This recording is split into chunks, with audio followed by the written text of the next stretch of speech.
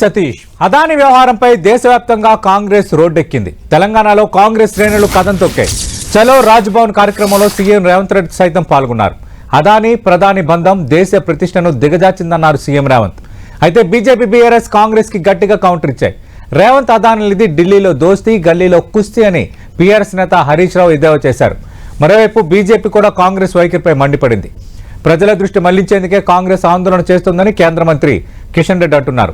తెలంగాణలో జోరందుకున్న అదాని రచ్చపై ఇవాల్టి prime time డిబేట్లో భాగంగా చర్చలో పాల్గొంటున్నారు కాంగ్రెస్ పార్టీ ప్రధాన కార్యదర్శి అధికార ప్రతినిధిగా ఉన్న కైలాష్ నేత గారు, అలాగే మరికాసేపట్లో బీఆర్ఎస్ నుంచి ఆ పార్టీ నేత క్రిషాంక్ గారు, భారతీయ జనతా పార్టీ నుంచి ఆ పార్టీ రాష్ట్ర కార్యదర్శి అధికార ప్రతినిధిగా ఉన్న ప్రకాష్ రెడ్డి గారు డిబేట్లో జాయిన్ కాబోతున్నారు.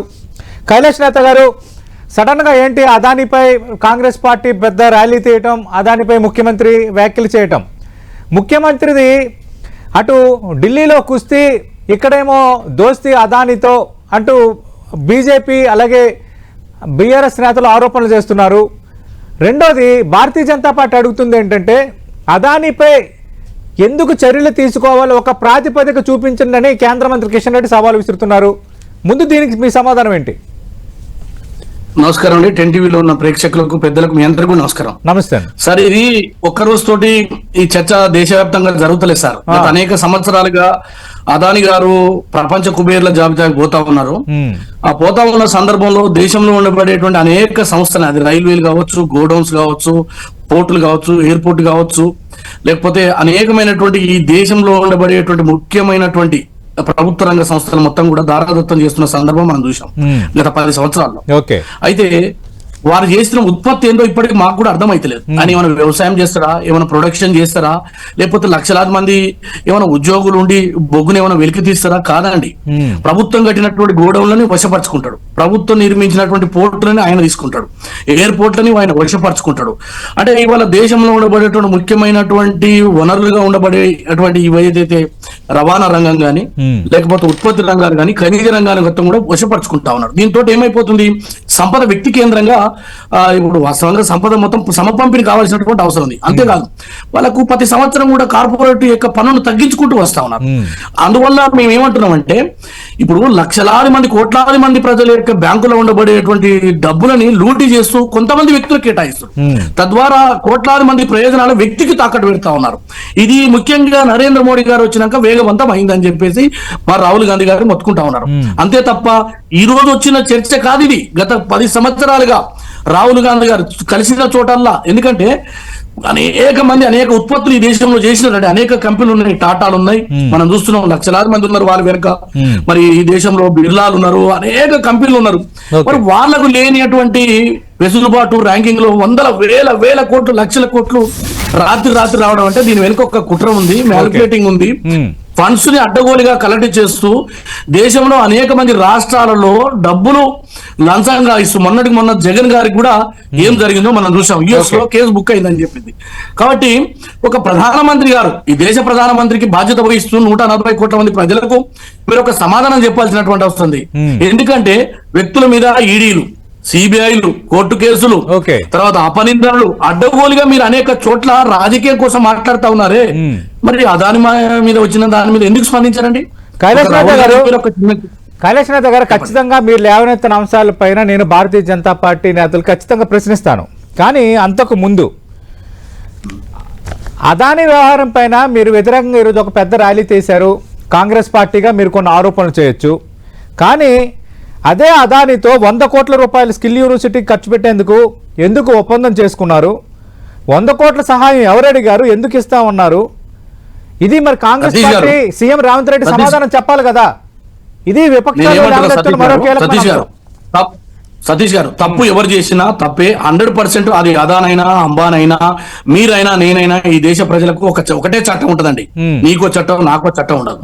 ఆ చట్టం మీద కేసు వేయమంటున్నాం. ఎట్ ద సేమ్ టైము ఇవాళ కేటీఆర్ గారు పెట్టుబడి పెట్టినా, సతీష్ గారు పెట్టుబడి పెట్టినా, కైలాస్ నేత పెట్టుబడి పెట్టినా ఈ రాష్ట్రంలో అంతా కూడా క్లియర్ గానే ఉంటది కదా. దాని మీద ఎంక్వైరీ చేసినటువంటి జరిగినటువంటి సందర్భం వేరు. ఈ రాష్ట్రంలో ఇవాళ ముఖ్యమంత్రి గారు ఏం చేసినారు, ఒక అపాధ వస్తా ఉంది. కాబట్టి మేము ఈ సందర్భంలో ఇప్పుడు కంపెనీలకు, కార్పొరేట్లకు సామాజిక బాధ్యత ఉంటుందండి. ఆ సామాజిక బాధ్యతలో భాగంగా ఈ స్కిల్ యూనివర్సిటీ పెడుతున్నాం. రకరకాల ఇప్పుడు మహేంద్ర వారు పెట్టినారు, తర్వాత మెగా కృష్ణారెడ్డి పెట్టినారు, ఇంకోరు రకరకాల వాళ్ళు కూడా ఇవ్వచ్చు. మీరు ఇవ్వచ్చు, నేను ఇవ్వచ్చు.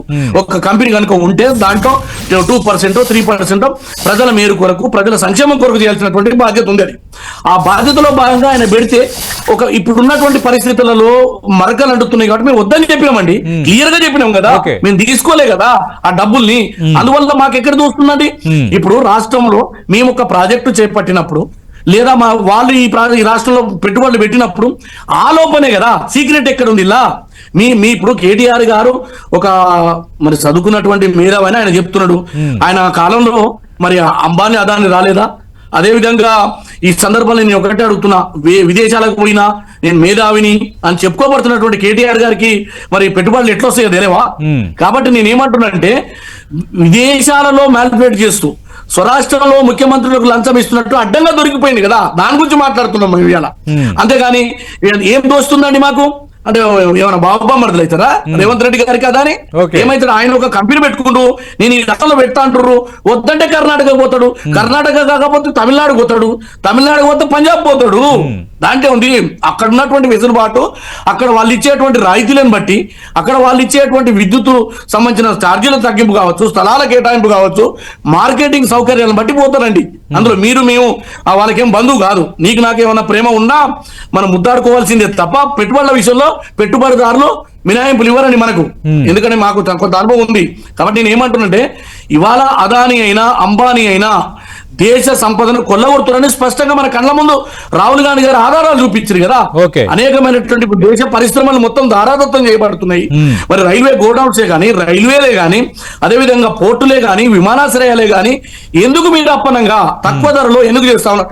బిఎస్ఎన్ఎల్ దివాలా తీపించింది ఎవరండి? అంటే కేంద్ర ప్రభుత్వం పొరపాటు చేసింది, కేంద్ర ప్రభుత్వం అవకతవకలకు పాల్పడిందని కాంగ్రెస్ పార్టీ అసలు నిరూపించగలదా? ఇది కొద్దిసేపటి కిందట కేంద్ర మంత్రి కిషన్ రెడ్డి నేరుగా అడుగుతున్న ఆ ప్రశ్న. అలాగే ఆయన రెండో అంశాన్ని కూడా ప్రస్తావిస్తున్నారు. రేవంత్ అయినా రాహుల్ గాంధీ అయినా ఏ ప్రాతిపదికన అదానీ మీద చర్యలు తీసుకోవాలి, ఒక్క సాక్ష్యం చూపిస్తారని అడుగుతున్నారు కేంద్ర మంత్రి కిషన్ రెడ్డి. 100% సాక్ష్యాలు చూపించగలుగుతాము. జేపీసీ వేస్తే తేలిపోతుంది. జాయింట్ పార్లమెంటరీ యాక్షన్ కమిటీ ఏదైతే మనం ఏదైతే అంటున్నామో ఆ కమిటీని వేయమని చెప్పేసి మేము ఇవాళ కోరితే స్పందిస్తున్నాండి ప్రధానమంత్రి గారు. మణిపూర్ లో అల్లర్లు అయితే స్పందిస్తున్నాండి. జమిలీ ఎన్నికలకి ఇప్పుడు దేశం మీద మునిగిపోయినట్టు మరి ఏకాకినా ఊటా ఊటినా రాత్రి బిల్లులు తీసుకొచ్చి పాస్ చేస్తా ఉన్నారు కదా. మరి మీకేమొచ్చింది తొందర? ఇప్పుడు జరుగుతున్నటువంటి అవినీతి మీద ఎందుకు చర్చ చేపట్టారు? ఒక దేశ ప్రధానమంత్రి మీరు ఈ దేశ ప్రజలకు సమాధానం చెప్పండి. మీరు నిజాయితీ పరులు, రైట్? మరి ప్రజలకు చెప్పండి. మేము అడుగుతున్నాం కదా సమాధానం. అమెరికాలో కేసు బుక్ అయింది, దాని గురించి ఒక ప్రకటన చేయండి నరేంద్ర మోడీ గారు. ఇవి చెయ్యరు. మీరు ఒక పార్టీని బదనాం చేస్తూ ఈడీ కేసులు ఇరికిస్తూ కోట్ల చుట్టూ తిప్పిస్తున్నారే, మరి ఇది న్యాయమేనా? మీకు వ్యతిరేకంగా మాట్లాడుతున్న మీద సిబిఐ కేసులు పెడుతున్నారే, ఇది ఎక్కడ న్యాయం అంటున్నా? రైట్. ప్రస్తుతం డిబేట్ లో జాయిన్ అవుతున్నారు బీజేపీ తెలంగాణ రాష్ట్ర కార్యదర్శి, ఆ పార్టీ అధికార ప్రతినిధి ప్రకాష్ రెడ్డి గారు. ప్రకాష్ రెడ్డి గారు, కాంగ్రెస్ పార్టీకి కేంద్ర మంత్రి కిషన్ రెడ్డి సవాల్ విసిరారు. ఈరోజు అదానికి వ్యతిరేకంగా ఆ పార్టీ భారీ ర్యాలీ తీసింది. రేవంత్ రెడ్డి అయినా రాహుల్ గాంధీ అయినా ఏ ప్రాతిపదికన అదాని మీద చర్యలు తీసుకోవాలో ఒక్క సాక్ష్యం చూపిస్తారనేది మీ కేంద్ర మంత్రి కిషన్ రెడ్డి విసిరిన సవాల్. గారు, కైలాష్ నేత గారు, మీకు ఒక్క సాక్ష్యం కాదు, ఒక్క సాక్ష్యం చూపించమని కేంద్ర మంత్రి కిషన్ రెడ్డి అడుగుతున్నారు. మీరు ఇందాక ఏమన్నారు? 100 సాక్ష్యాలు ఉన్నాయి అని అన్నారు. 100 సాక్ష్యాలు ఉంటే కోర్టు మెట్లు ఎక్కొచ్చు కదా. కోర్టు గతంలో డైరెక్షన్ ఇస్తేనే 2G స్కామ్ కానీ, ఆదర్శ్ కానీ చాలా స్కామ్లకు సంబంధించిన దర్యాప్తు జరిగింది. అందులో ఉన్న అంశాలన్నీ బయటపడ్డాయి. కోల్ స్కామ్ కానీ ఇవన్నీ బయటపడ్డాయి. ఇది కూడా బయటపడుతుంది కదా. అప్పుడు జేపీసీ వెయ్యాలా లేదన్నది ఒక నిర్ణయం తీసుకొచ్చని ప్రకాష్ రెడ్డి గారు అంటున్నారు. ఏమంటున్నారు సార్ అంటే, సరే కోర్టు నిర్ణయం ఇప్పుడు వస్తుందా, రేపు వస్తుందా, ఎల్లుండి వస్తుందా, కోర్టుకి వెళ్తామా, అది వేరే విషయం. కానీ దేశంలో ఒక చర్చ జరగాల్సినటువంటి అవసరం ఉంది. ఎందుకు ఉంది అంటే దేశ సంపద మొత్తం వ్యక్తుల చేతిలోకి వెళ్తుంది, బ్యాంకులు లూటీ చేయబడుతున్నాయి, లక్షల కోట్ల రూపాయలు ఇవాళ పేద ప్రజల సొమ్ముని మొత్తం కూడా మాఫీ చేస్తున్నారు. రాత్రి ఇప్పుడు గతంలో మీరు చూడండి, మొత్తం దాదాపు 12-12.5 లక్షల కోట్ల రూపాయలు మాఫీ చేయబడుతున్నాయి. అలా ఎవరున్నారా, ఏ రాష్ట్రం వాళ్ళు ఉన్నారా, ఏదైనా ఉండని, ఇదంతా ఎందుకు చేస్తున్నారు? ఒక వ్యక్తికి మీరు కట్టబెట్టే ప్రయత్నం ఎందుకు జరుగుతున్నది అంటే సంపద మొత్తం ఒకరి కేంద్రీకృతంగా మీరు చేస్తూ అతని ద్వారా మీరు జిఎస్టీ కట్టించుకొని దేశంలో మొత్తం విమానాల్లో తిరగడానికి మీ బ్యాంకులో ఇప్పుడు మన జరిగింది ఏంటండి, ఆ ఎలక్ట్రల్ బాండ్లు మొత్తం కుంభకోణం వెనుక ఏమున్నది తెలుసా? కంప్లీట్ గా వీళ్ళు ఎవరైతే లాభాలు పొందినరో, ఎవరైతే లాలూచి పడ్డరో అవి వాళ్ళకి తెర వెనుక నుంచి తీసుకున్నటువంటి, అది బీఆర్ఎస్ గాని బీజేపీ గాని. ఇవాళ 80 సంవత్సరాలు ఈ దేశంలో పరిపాలన జరిగిందండి. మరి కాంగ్రెస్ కు కార్యాలయాలు లేవు, డబ్బులు లేవు, ఏం లేవు. మరి మీరు నిన్నగాక మన అధికారంలోకి వచ్చి 100,000 కోట్ల రూపాయలు మీ బ్యాంకులలో మీ యొక్క ఆఫీసులు కట్టబడుతున్నాయి. మరి ఎక్కడి నుంచి వస్తున్నాయండి ఇవన్నీ? విమానాలు వస్తున్నాయి ప్రత్యేకంగా, ఎక్కడి నుంచి వస్తున్నాయండి అంటే ఏదైతే కార్పొరేట్ సెక్టార్ గా ఉన్నటువంటి 1, 2, 3, 4 స్థానాల్లో, అది ప్రపంచవ్యాప్తంగా కావచ్చు, భారతదేశం కావచ్చు, వాటికి ఆయాచితంగా లబ్ధి చేకూరుస్తున్నారు అనేది మా ఆరోపణ అయినప్పుడు, మీ ఆరోపణలో మరి తప్పు ఉంది అన్నప్పుడు అది ప్రజాస్వామ్యానికి ఏంటంటే దేవాలయం లాంటిది పార్లమెంట్. ఆ పార్లమెంట్ లో ఎందుకు చర్చ జరగకూడదు అంటున్నా. ఈ జమిలీ గురించే ఎందుకు మాట్లాడుతున్నారు? ఈ జమిలీ ఎన్నికలతో వచ్చే ప్రయోజనం ఏంది? అది కూడా మాట్లాడదాం. ప్రకాష్ రెడ్డి గారు, ప్రధాని అదాని అనుబంధం దేశ ప్రతిష్టను దెబ్బతీస్తుంది. ఇది ఈ రోజు సీఎం రేవంత్ రెడ్డి చేసిన ప్రధాన కామెంట్. 100%, 100% రేవంత్ రెడ్డి గారి ఆరోపణలో నిజమున్నది. ఎందుకు చెప్తున్నా అంటే ఇవాళ మీరు చట్టము అనేది అందరికి ఒకటే అని మనం చెప్పబడుతున్నప్పుడు రాజ్యాంగంలో వెసులుబాట్లు ఎవరికి లేవు కదా, మీకైనా మాకైనా ప్రకాష్ రెడ్డి గారికైనా. అతని మీద ఒక ఆరోపణ వచ్చింది, ఈడీలో ప్రతిపక్షాలను కూతారు. మరి ఇప్పుడు ఆయన మీద కేసు బుక్ అయింది కదా, అమెరికాలో బుక్ అయింది, దేశవ్యాప్తంగా గగ్గోలు పెడుతున్నాం కదా. మరి వాటి మీద ఎందుకు మీరు ఒక ప్రకటన చేసి అతని మీద దర్యాప్తు చేస్తా అని చెప్పేసి ప్రధానమంత్రి మాట్లాడకూడదా? ప్రకాష్ రెడ్డి గారు, 100 కోట్ల వ్యవహారం కాదు, 12,400 కోట్ల డీల్స్ జరిగాయి అంశాన్ని మేము ప్రస్తావిస్తున్నాం కాబట్టి మా పైన ఈ రోజు ఫార్ములా కేసు అని, ఫార్ములా ఈ కార్ కేసు అని, ఇట్లా అని మమ్మల్ని టార్గెట్ చేస్తున్నారు. ఈ వ్యవహారాలకు సమాధానం ఏంటి? అక్కడ రాహుల్ గాంధీకి, కాంగ్రెస్ పార్టీ నేతకి, అక్కడ ఉన్న నేషనల్ మీడియా ఇక్కడ సీఎం వ్యవహారం కోసం అడగలేదా? ఇప్పుడు సార్ గడిచిన 10 సంవత్సరాల్లో అసెంబ్లీలో ఏకపక్షంగా ఏం జరిగిందో ఇప్పుడు పొట్టదించుకుంటే పేగులు వచ్చి పడతాయి. వాళ్ళు ఇవాళ శ్రీరంగ నీతులు చెప్తున్నా ఆ బీఆర్ఎస్ పార్టీకి నేను ఒకటే మనం చేస్తున్నా, ఖమ్మంలో గోడు నేస్తున్నటువంటి అనేక కుటుంబాలను జైలు వేసిరు. మండల సాగర్ లో 8 సంవత్సరాలు నిరవధికంగా వాళ్ళు నిరాహార దీక్ష చేస్తుంటే మొక్కు దిక్కు లేకుండా పడినటువంటి వాళ్ళ కుటుంబాలను రోడ్డు మీద పడేసి R&R ప్యాకేజ్ ఇవ్వకుండా దుర్మార్గంగా మాట్లాడుకున్నాం. 12,400 డీళ్లు జరిగాయి విత్ వివరిస్తున్నప్పుడు కేవలం 100 కోట్లు మేము వెనక్కి ఇచ్చేసాము, మా అదానితో సంబంధం లేదంటే ఎలా కుదురుతుంది? ఇది బీఆర్ఎస్ అడుగుతున్న స్ట్రైట్ క్వశ్చన్. అదే ఒకటి స్ట్రైట్ క్వశ్చన్. దాంట్లో ఒకటే చిన్న క్వశ్చన్ మిమ్మల్ని అడుగుతున్నా. అదే అదాని యంగ్ ఇండియాలో అదాని లాజిస్టిక్స్ తోని మీరు టెక్నికల్ కొలాబరేషన్ కూడా చేసుకుర్రు. దాన్ని ఎందుకు మీరు ఇప్పటి వరకు క్యాన్సిల్ చేయలేదు?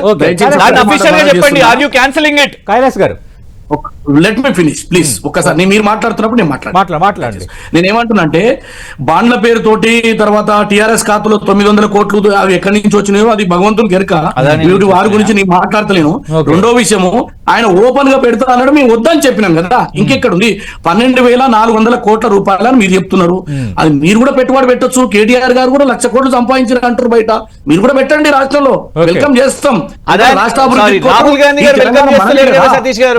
మనది కదా, స్క్రూటినీ చేయాలని చెప్పారు. ప్రతి ఒక్క రాష్ట్రంలో జరిగేది స్క్రూటినీ చేయాలి. అదాని షుడ్ బి అరెస్టెడ్ అని అంటున్నారు.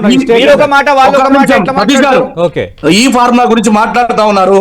దాని వల్ల ఈ రాష్ట్రానికి వచ్చిన ప్రయోజనం ఏముందండి? 700 కోట్ల ప్రయోజనం వచ్చింది. 700 కోట్ల ప్రయోజనం, 700 crores ఎకానమీ బూస్టెడ్. లేదండి, ఈ రాష్ట్రానికి జరిగిన ప్రయోజనం శూన్యము. 700 మంది కూడా చూడలేరు, 100 మంది కూడా చూడలేరు. ప్రకాష్ రెడ్డి గారు, బీజేపీ ఒక్కటే, బీఆర్ఎస్ కాంగ్రెస్ ఒక్కటే అన్నట్టుగా భారతీయ జనతా పార్టీ